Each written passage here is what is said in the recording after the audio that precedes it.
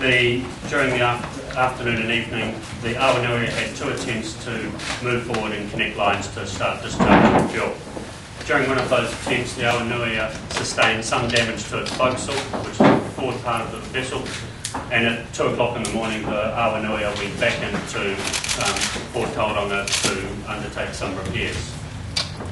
At about 4 o'clock this morning, there was a movement in the vessel, and that the Rena was originally on an 11-degree starboard list.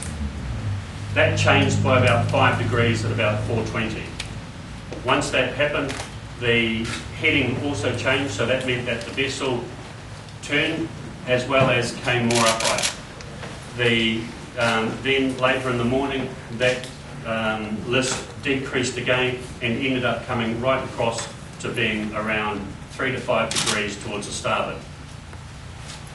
This means that what's happening is that the vessel, something has happened on the rock or in the vessel, which is meaning that the vessel is now coming into a new equilibrium. So that means that what's happening is that with the swell, which was about 4.3 metres, the vessel is lifted up and either broken some rock on the reef, or alternatively has punctured something, but then that's allowed the vessel will now start settling down into a new position. Because it's settling down into this new position, the salvage master from Spitzer made the decision that first of all he will reduce the manning on board the vessel to a lower number, and then over time in the morning he decided to remove all crew from the vessel. So at the moment there are no salvage crew or no other crew on board Rena. All people were evacuated safely.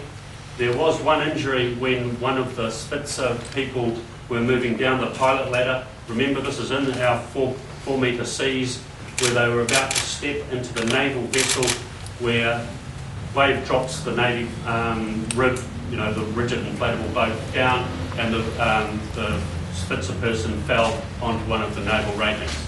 That naval rating is okay. He has sustained moderate injuries, but is expected to make a full recovery. What's happening now is that the salvage team are monitoring the condition of the vessel and making sure that there is no changes in it.